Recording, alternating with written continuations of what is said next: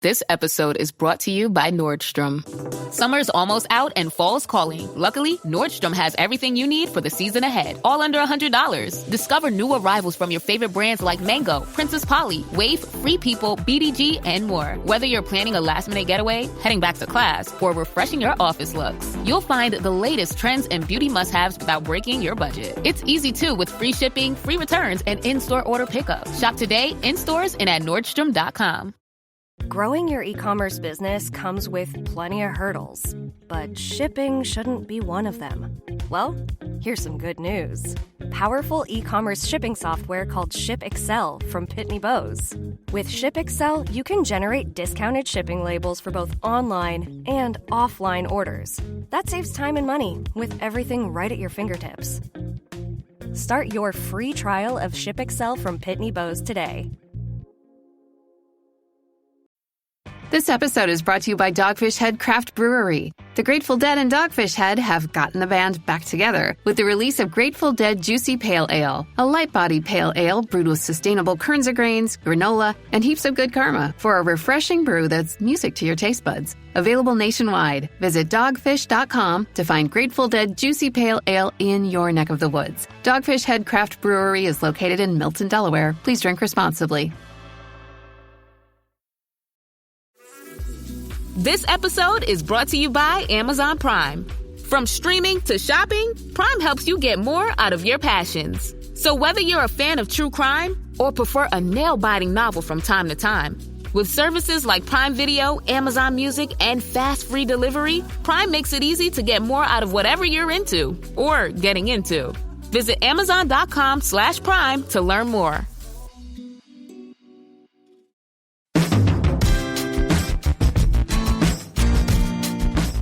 Hi, this is Tony Ruggiero, and you're listening to the Tour Coach Podcast. Well, we're rolling into fall here on the Tour Coach.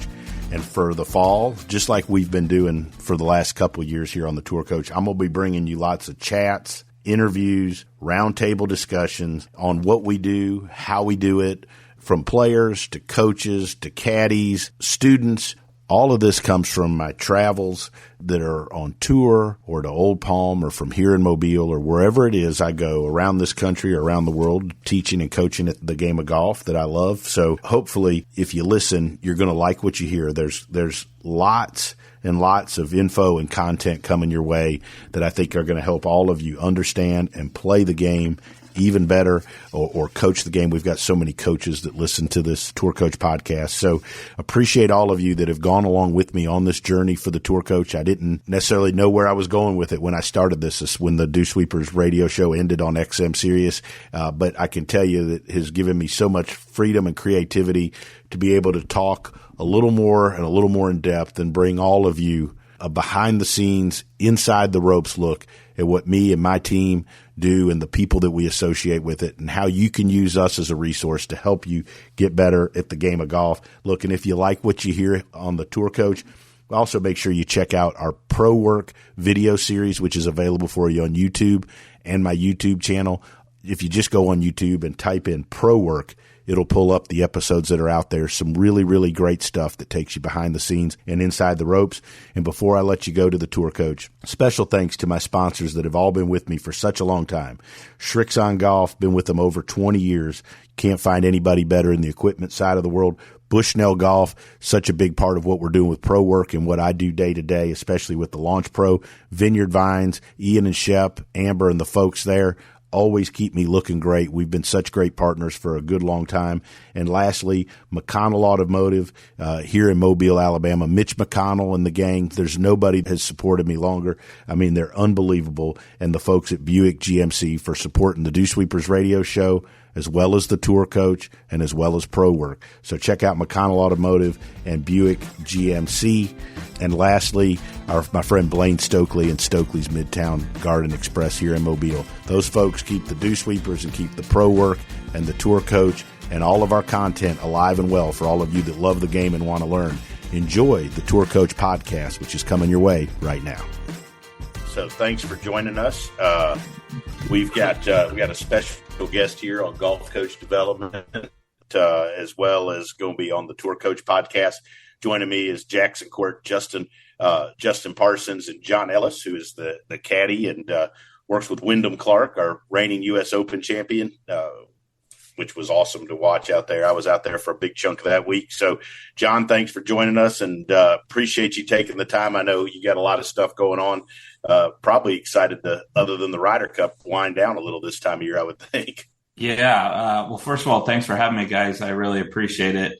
I've had 2 weeks off, and it feels like 2 months because, when you get going, it seems like when you're home for a few days, it's like not enough time. So it's been great. I got 2 more weeks before I hear maybe the best Caddie week golfing experience of my life, from what I've been told. So I'm really looking forward to going to Rome and, being part of the Ryder Cup. Will you do me a favor and get a picture of JP with an American flag over there? Yes. It'll be one of the first things. He has no choice. He's got to do it. He's got to. Yeah. It's Whistling Straits. I was there with Harris, and it felt a little weird because we really get into the Ryder Cup back at home. I mean, I think probably more so over the last certainly since I've loved golf from like 89, 91. We really, really get into the Ryder Cup in a way that, you guys probably only get it in college football and things like that. And I think it's growing that way. I think certainly through the 90s, I think it's a bigger deal now for America. I guess, Tony, when you were growing up, it wasn't just as big a thing for, an American golf fan. But I love the spectacle that it is now. And I'm looking forward to being there. And I know so many guys in the European team, and obviously Brian and knowing Wyndham and Johnny and the guys, it'll be a great event regardless. And it was supposed to be a gentleman's event for the game of golf, and I hope it retains that with a lot of fiery competition. I agree that it's become more intense. I mean, I think that the success Europe has had is what's fueled it becoming intense, and it sparked our interest over here, which I guess. The first real one I kind of really remember watching was the War by the Shore. I mean, I remember that as a kid. And then going through, those years, I mean, where we were just awful. I mean, and then I grew up such a big Crenshaw fan and played in a small school in Texas. I mean, that the one there at Brookline with him as captain, I mean, is, still, I remember that I remember that. I mean, I wasn't a kid anymore, but I feel like I was a kid back then. Without digressing, Johnny, I saw Jim Furyk at the dinner. How good was that? For his shirt. He wore that Brookline shirt. Yeah, well, I think we might set off, Tony, by, John, I know you've, occupied different roles in your career from coaching yourself. And I know you're, very much a technician. You can do whatever you need to do with the golf and have a playing background as well. Maybe you could just, tell people a little bit more about that side of things and then how eventually you get into caddying. I played professionally for a long time. Obviously, it wasn't successful enough, but I felt like, I was good enough to keep going. I was fortunate enough to play in some U.S. Opens, a handful of PGA Tour events, and I had some success, but ultimately, obviously wasn't good enough, right? And, I worked with a million coaches, and I tried everything to probably get over the hump, and maybe got too technical in that chase to trying to be one of the best players on the PGA Tour. It's something guys, you feel like you're always trying to get better, right? You'll turn over every little leaf to try to do it. And in trying to do that, I may have gotten too technical, trying to be somebody that I wasn't, right? Mm-hmm. Then after that, I got into coaching at the University of Oregon. And that's where I, eventually met Wyndham and got into more of the coaching role / teaching. I was teaching a little bit. And my biggest thing with like Wyndham or whoever is try to learn from some of the things that I didn't do correctly, right? Like, chasing technique. Obviously, technique is very important. And but I'm a believer of fundamentals, and then using that structure of what I could do or what Justin or what you can do in your own golf swing to try to make it better. And that's kind of what, Wyndham's kind of done. He had a way in which, I get a firsthand look being with them under pressure, right? And he has had great teaching from Jeff Smith. Justin's looked at him. I mean, he's chased it all, and Boyd's been a huge part of his success. And at some point going through that chasing perfection, which, as you guys all know, Wyndham has a beautiful golf swing and technically does a lot of things really, really well. But I thought, watching him in college and being around him so much, his biggest asset is how athletic he is, right? And, I could throw him in trees and he would find a way to hit a beautiful left to right to left shot. But then I tell him, in the fairway, try to hit a certain shot or whatnot. And he would get stuck on how to do it. What do I do to do that or this or that, instead of having it be more instinctive, right? And so that's basically what we've really kind of done maybe the last couple of years is let's be pretty good fundamentally, which he does, and then be more reactive and see what happens from there. It interested me a great deal, John, watching the progress.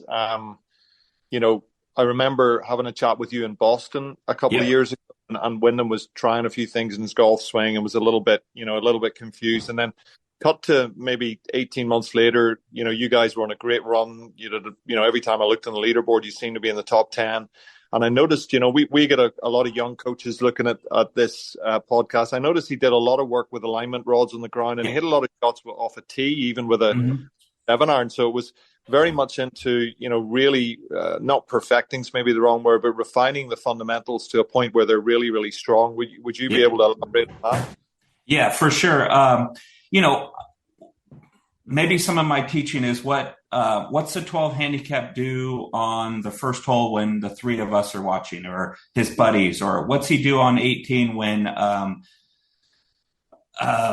you're playing for a beer, right? And, being around Wyndham so long, I see what he does under pressure, right? He gets deep and to the left, and that's great.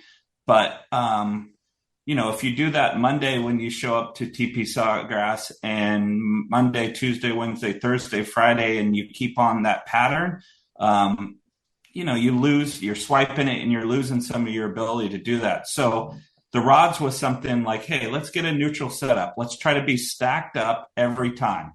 So we would put alignment stick up, and then we'd work on something.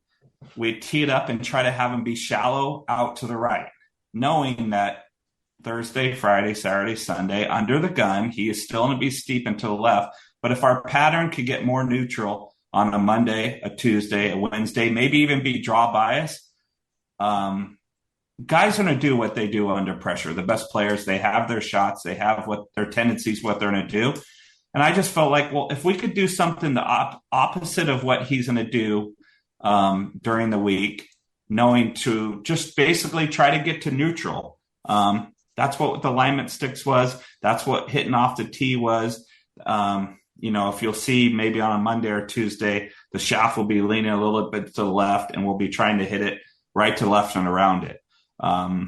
Maybe at one point it'll be too much, but it's been pretty successful the last, year and a half of trying to do that, trying to be more neutral and simplifying it instead of trying to be a technician, which I think is great at times, but just let's try to worry about what's in front of us and see a shape that will neutralize him throughout the week.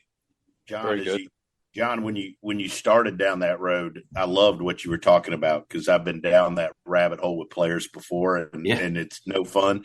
But how did you get to the point where, like you said, hey, so you've gone down this thing chasing, trying to be perfect, trying to change who you are. To me as a coach, that's a hard discussion to have sometimes with the player, that, like you say, hey, we need to simplify things. Yeah. We need to help you understand who you are. What brought you to that point, and how did you bring up that conversation? Because the player's got to be, kudos to him too for being willing to do that, right? That's hard for a player.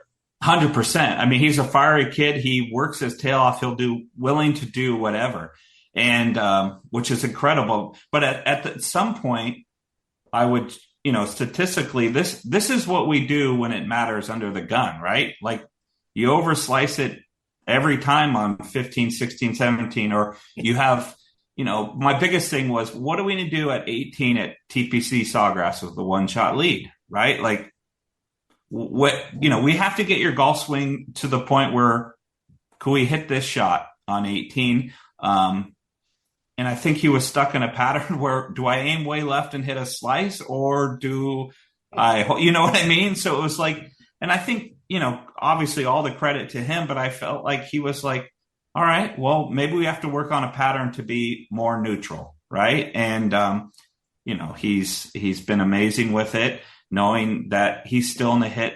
Obviously you saw it coming down the US Open, it got cuttier. The drive on 18 on the shot tracker looked like it was a 70-yard slice, but it was moving left to right, but he was comfortable and, maybe held on to the head a little bit, but he knew what he could do. And, it's a testament to him being able to hit those shots down the stretch. That's brilliant. How long did it take from when you had that conversation and you started? We did it. Okay. Sorry. We did it TPC at Sawgrass year and a half ago, or two Sawgrasses ago. And he just kind of kept on getting better. We're using the tee. He was getting more neutral. I felt like he was gaining more confident. And yeah, I mean, that was the hitting aspect of that. Yeah. And John, just on that, I mean, so, and again, more so for the young coach. So the obviously you've got a shaft out there in front for sort of start direction. You've got a tee to allow him to get the sensation. He's not really going to get down on top of it too much because he hit it off the top of the face. So, sure. Very much kind of like external learning techniques. There was no real, all right, now I need your left wrist to do this in transition and I need your chest to stay this way. It was more of just, I need you to get the golf club to do this to the ball. Would that be right? 100%. Like there's times where, he's fast, right? His chest might move too fast. And that's part of the reason why he gets steep at times. But it was never that. Like, let's try to get neutral and shape the shot to the right, be athletic in that, right? Because you could do it if I put you behind the tree. You tell me you can't hit a draw. But if I put you behind a tree, you can hit a 10-yard, a 5-yard, a 20-yard draw and hit it on the green. So let's make that our little baseline and move from there. How long from when you put him in this box, as I call it, like where you got you got him neutral? Yeah. How long before he started seeing some results, or did you like that first week at Sawgrass? No, because you're always going to revert back to what you do under the gun, right? So there were somewhere on the West Coast this year where we had a chance to win, maybe an outside chance, but I felt like he trusted what was going on. He was able to, if we needed to hit a right to left shot, or maybe not even that, but he was more neutral. It wasn't like, 17 at Torrey Pines that we're going to aim this thing in the junk to the left and get it over there. It's like, do I just kind of hit a straight one out there? And when I felt like he got to that point, then, all right, we've made enough progress on, neutralizing enough to where he could feel comfortable with that. So it's probably early this year, right? So, it took a little bit of time, but, like anything, even though it sounds so simple, these boys are playing under a lot of pressure for a lot of money, and, it's under test. I think that's a good point. When you wrap it back around, John, sorry, Tony, to your, your own personal stuff with your own career, do you feel like you could have had a lot more? I mean, I guess the answer is going to be yes, but you feel like you would have had a lot more success had you been able to treat the game a little bit more like that? Or, do you feel like if that had been an approach you had taken, you would have wound up, down a better path? Because I think I'm with you. Like when I was playing a lot in my early 20s and playing full time, I tried so many things. I almost lost my authenticity of being a player. Right. 100%. I mean, yes, the easy answer is yes, but I was always a few bad shots. I would play 17 perfect holes and then 18 hit a poor one and be like, God, technically I must not be there, instead of like, what are the things I could do to make me successful under pressure or day to day, right? And just if I did it 17 good times, I know it's easy to say, and I'm probably going down a right path, right?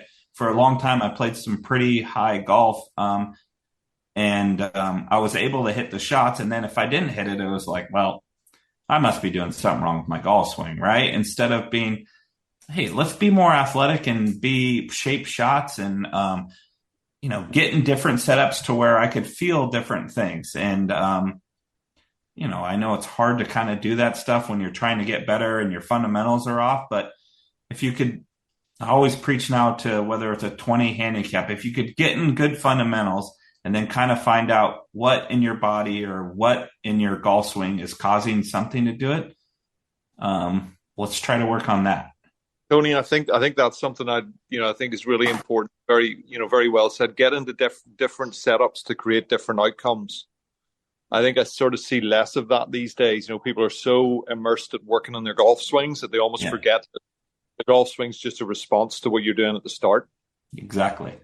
John, I love what you're talking about there. And I think that so many of the teachers listening to us or the folks that are going to listen to the podcast, like with kids, I think especially good junior players, it's so important. We see with these young players, like they've all get TrackMan now and at a young age, and and then you have juniors now text you about numbers and different things when, and heck, you could put out a stick out there, tell them to curve it either side of it. Right. And they can do it. So it's you can play golf. Right? Exactly. And as great as the new technology stuff is, and obviously it's an incredible tool for teaching, it's an incredible way to practice, but the art of just going at a flag and hitting 5 draws, 3 left to rights and a high left to right and a low right to left, I feel like is, at least at, the college level and stuff, it's getting better. But as juniors, we used to sit out there and just try to figure out how we did that. Right. And now, with TrackMan, you're trying to have perfect and optimal numbers all the time, which sure, I know that's great, but, still under pressure, I want to be able to be like, all right, what is it that I need to do to hit that little right to left shot or left to right, or what's that feeling that I need to get in as a kid? How many times do we say, man, when I was a little junior, I just step up to it, add that 8-footer and just kind of feel it and go. And it's kind of the thing that I kind of try to do now. What is that little waggle that you do to hit that little draw, or, what's that little hold position I feel like to hit that little fade, right? So that's kind of some of the stuff I like to do. And I think it helps junior golfers kind of find the bottom. And the interesting thing about that, Tony, to elaborate on it, I mean, when I watched Wyndham and John going through that transition, he went from looking like a little bit flustered and a little bit wide-eyed. And then as he assembled, what John, you talk about the routines of the alignment rods, doing the same thing all the time. Okay, doing the correct thing for him, but doing the same thing all the time.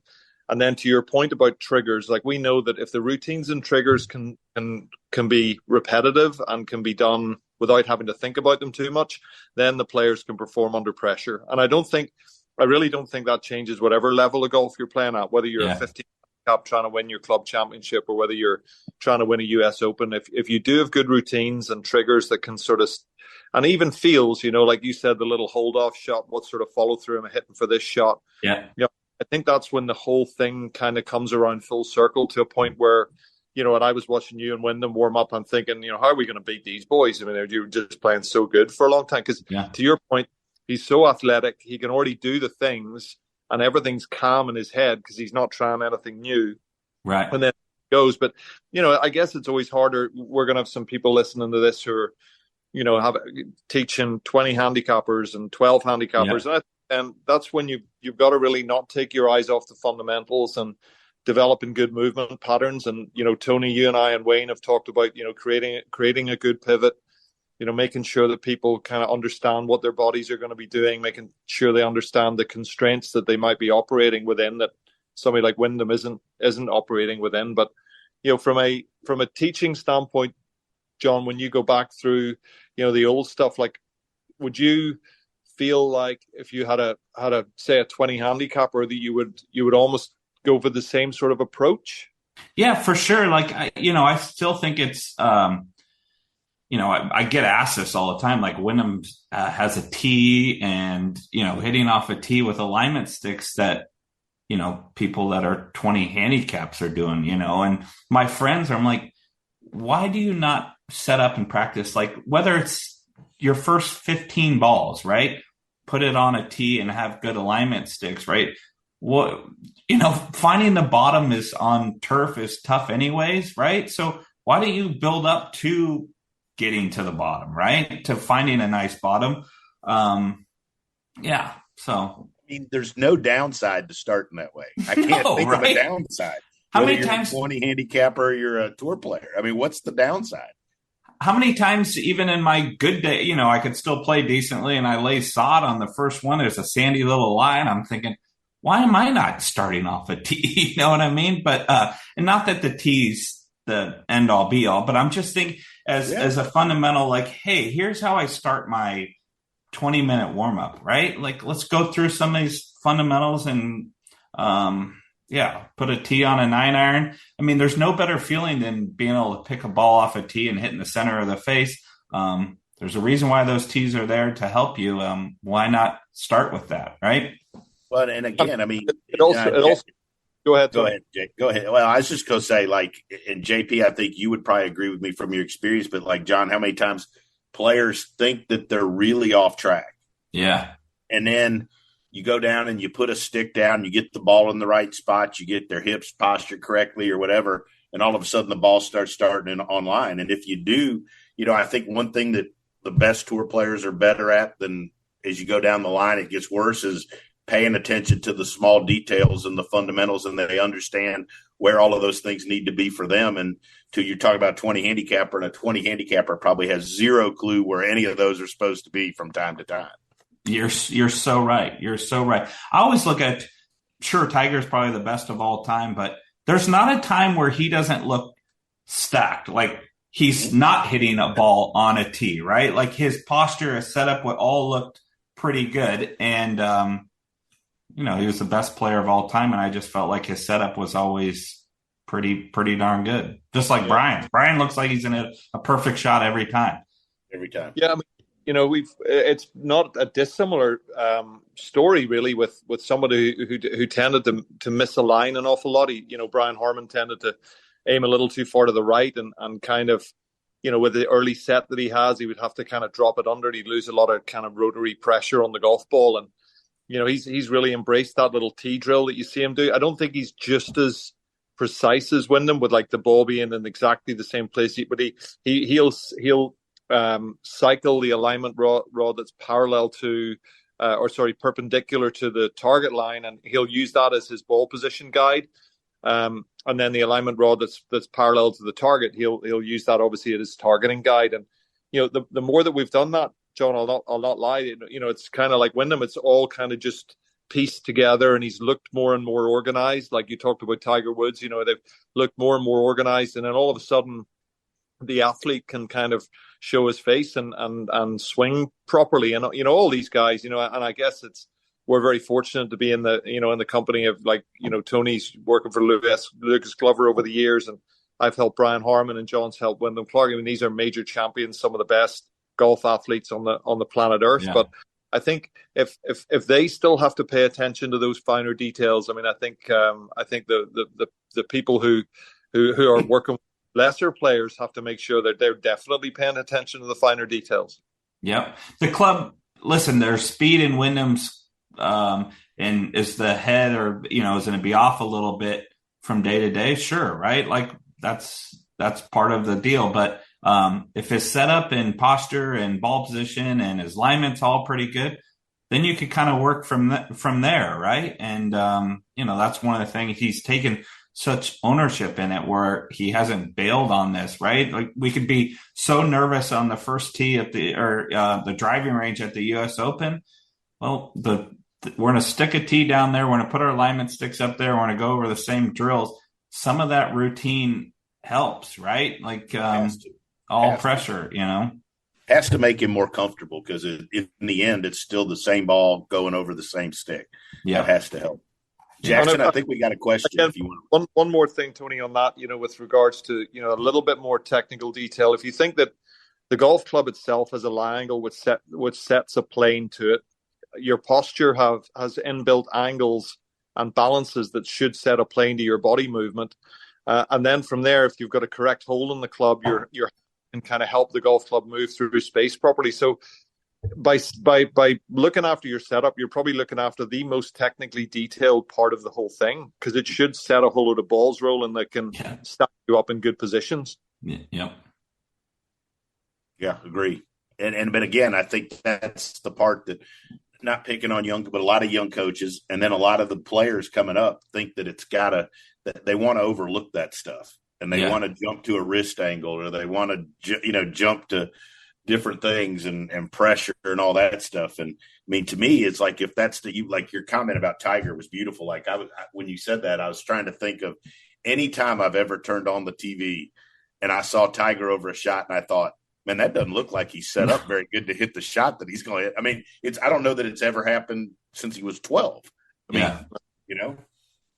And there's analogies in even the fitness industry. I went down and had a meeting with Harris, Bryan, Patton, Gizzard, their fitness instructor today, and we're talking about foundational strength, and when should we put Olympic lifting in and things like that, if ever.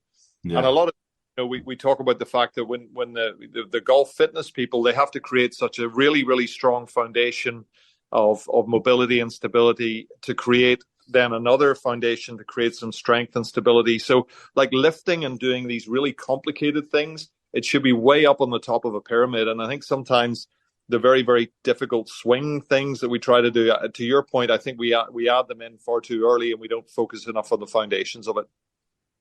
Yeah, because your foundation in a perfect world will dictate where the club may or may not go, right? Like if you have a good foundation, you're still sucking it way inside, there could be, you know what I mean? Like there's a time where you may have to work on it, but if you get the foundation stuff done first, at least then the swing drill identifies itself pretty clearly. Exactly, yeah. Jackson, you want to read our question? Yeah, we've got one. It says, what were the areas statistically that showed improvement after those changes started becoming more consistent? Have those areas been consistent with progression success, and did it open your eyes to anything? If this question's more at Wyndham, he was, if you look at statistically the last 5 years, this is fifth year on PGA Tour. He was never better than like 150th on approach to green. And I think he finished 36. Last year, he was like 70th. Probably the first 3 years, I want to say his best was maybe 150 or something. That's approach to green, some ball striking. So, for sure.